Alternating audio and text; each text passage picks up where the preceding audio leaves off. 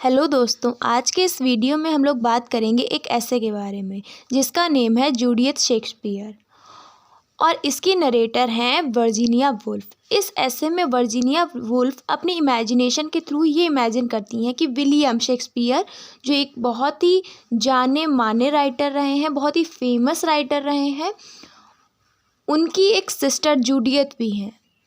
और जैसे William Shakespeare imaginative थे, एडवेंचरस थे और काबिल थे, उसी तरीके से सेम उतनी ही काबिल, एडवेंचरस और इमेजिनेटिव उनकी ही सिस्टर जूडियथ थी।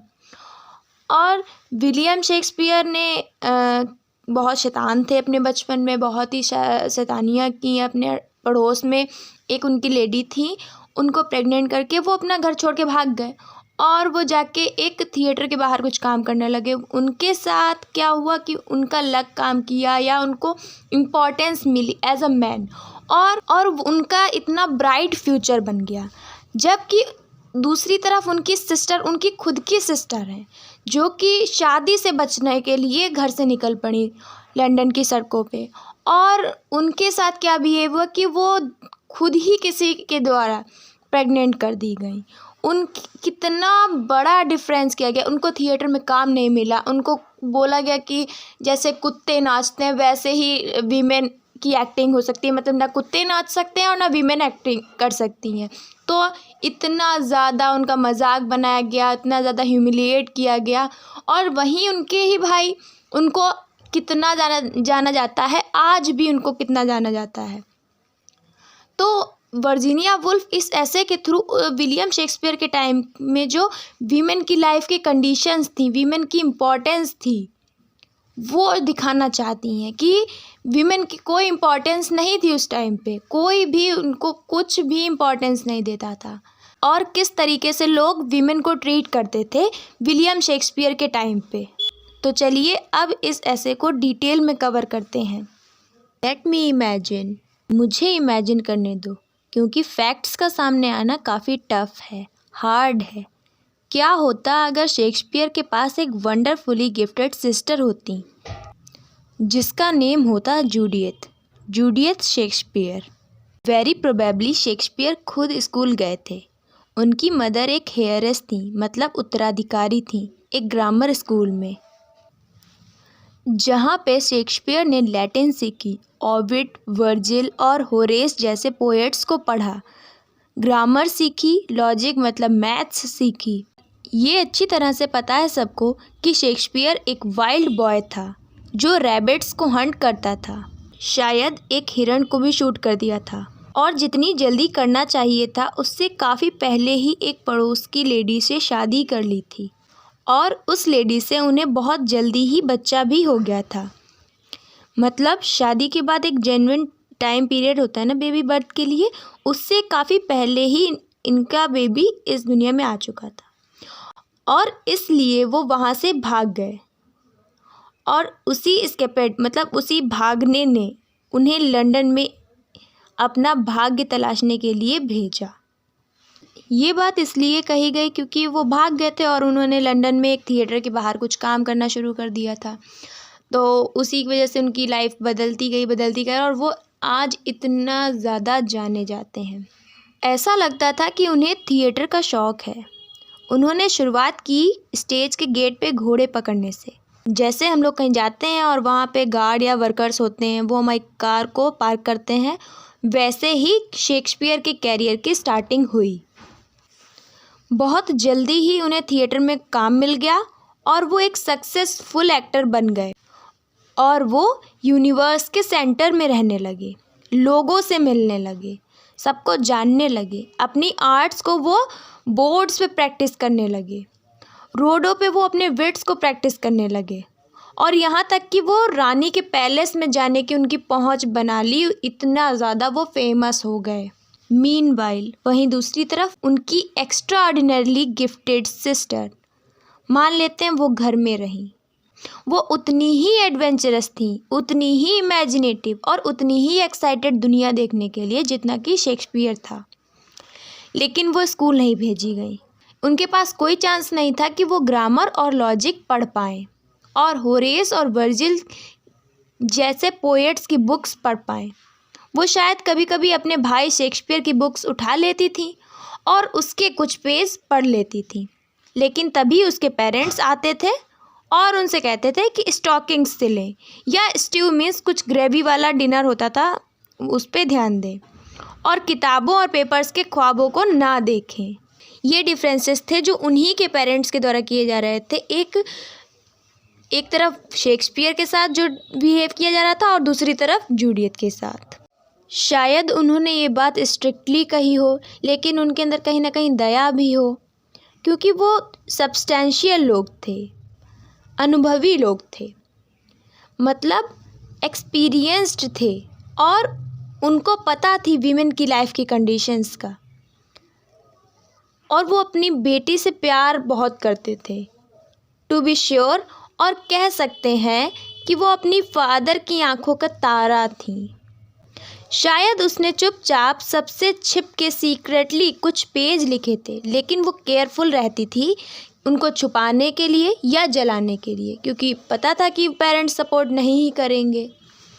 जल्द ही उसके टीन्स की एज निकलने से पहले ही उसकी सगाई फिक्स कर दी गई पड़ोस के एक लड़के के साथ, जो कि एक वूल स्टेपलर था, मतलब भेड़ से वूल निकालने वाले के साथ।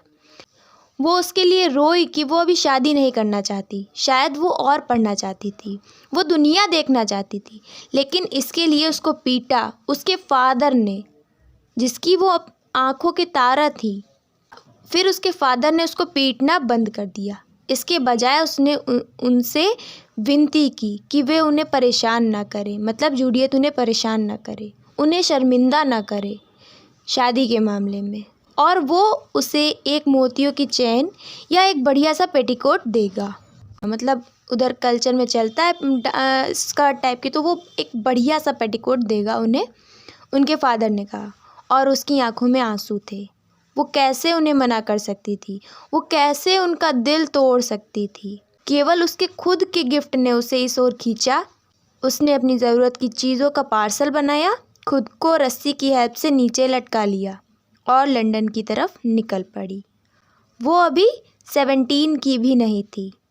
वो इतना सुरीला गाती थी जितना कि वो बर्ड्स भी नहीं गा सकती। उसके पास सबसे तेज इमेजिनेशन थी अपने भाई की तरह। वर्ड्स की ट्यून के लिए एक गिफ्ट की तरह थी उसके पास। शेक्सपियर की तरह ही जूडियत को भी थिएटर पसंद था। वो भी स्टेज के डोर पे खड़ी हो गई। वो एक्टिंग करना चाहती है, उसने कहा। आदमी लोग उसके ऊपर हंसने लगे, उसका मजाक बनाया। मैनेजर, जो कि एक मोटा और लूज लिप्ड मतलब मुंहफट इंसान था, और गुफार्ड मतलब ज़ोर से हंसना, या वो जो हमेशा उटपटांग बोलता है वो था। वो बोलता है पुडल डांस और वीमेन की एक्टिंग पे, मतलब पुडल एक ब्रीड होती है डॉग की, वो डांस करते हैं, मतलब जैसे कि कुत्ते दो पैर पे खड़े होकर डांस करते हैं, मतलब जैसे कि कुत्ते डांस नहीं कर सकते, सेम उसी तरह वीमेन भी एक्टिंग नहीं कर सकती, वो मैनेजर बोलता है। कोई भी वीमेन, वो कहता है, कोई भी विमेन एक्ट्रेस नहीं बन सकती। वो हिंट करता है, तुम इमेजिन कर सकती हो क्या, वो कोई भी ट्रेनिंग नहीं पा सकती अपनी ही आर्ट में, अपनी ही कला में। क्या वो अपना डिनर किसी शराब खाने पे कर सकती है या आधी रात में सड़कों पर घूम सकती है? फिर भी उसका तेज दिमाग फिक्शन के लिए था, मतलब स्टोरीज़ के लिए था, इमेजिनरी स्टोरीज़ के लिए था। और अभी भी वो डिज़ायर कर रही थी कि वो लोगों की लाइफ को जाने और मैन एंड वीमेन की लाइफ को जाने और उनके तौर तरीके को समझे, उसके बारे में कुछ लिख पाए।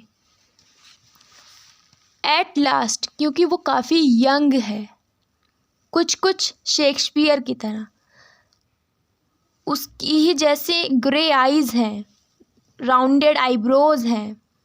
तो लास्ट में क्या होता है, एट लास्ट निक ग्रीन, जो कि एक एक्टर मैनेजर था, उसने उस पर दया की और जूडियत ने खुद को एक बच्चे के साथ पाया उस जेंटलमैन से। कौन मेजर कर सकता है उस हीट और वॉयलेंस को जो एक पोएट के हार्ट में है जब वो एक वीमेन की बॉडी में फंसा और उलझा हो। ऐसे इंसिडेंट्स दिमाग में फंस के रह जाते हैं। जूडियत ने खुद को मार लिया एक विंटर की नाइट में और वो दफन पड़ी है कहीं। जूडियत गर्मियों के मौसम में अपने घर से निकली और विंटर में अपने आप को मार लिया, सुसाइड कर लिया। अब वो कहीं दफन पड़ी हैं किसी चौराहे पे जहाँ पे ओमनी बसेस रुकती हैं, एलिफेंट एंड कैसल के बाहर। वहीं कहीं जूडियत जो है दफन पड़ी हैं। उधर के कल्चर में क्या होता है कि जो लोग सुसाइड करते हैं उनको प्रॉपर क्रिमिनेशन नहीं मिलता है, तो वो कहीं दफन पड़ी हैं, कुछ पता नहीं है कि उनको कहाँ दफन किया गया। उनका कोई भी प्रॉपर क्रिमिनेशन नहीं हुआ, उनका कोई भी ग्रीवस्टोन नहीं है। कम या ज़्यादा ऐसी ही कहानी हुई होती मैं सोचती हूँ, वर्जीनिया बोलती हैं। अगर शेक्सपियर के ज़माने में एक औरत के अंदर शेक्सपियर के जैसा ही जीनियस होता तो उसका यही हाल होता। लेकिन जहाँ तक मेरी बात है, मैं उस बिशॉप से सहमत हूँ। वो ये मानता है बिशॉप कि ऐसा सोचा ही नहीं जा सकता कि शेक्सपियर के ज़माने में किसी औरत के अंदर इतना जीनियस हो सकता था। और यहीं पे ये ऐसे कंप्लीट होता है। इस ऐसे के थ्रू वुल्फ शेक्सपियर के टाइम पे वीमेंस की कंडीशंस को और उनकी इम्पोर्टेंस को हाईलाइट करती हैं कि कैसे डिफरेंस थे मैन और वीमेन में उस टाइम पे, और कहीं ना कहीं ये आज भी उतना ही सच है। आई होप सो ये वीडियो आपको पसंद आया होगा। The video was useful to you. If the video was useful for you, then please like and share with your friends and classmates.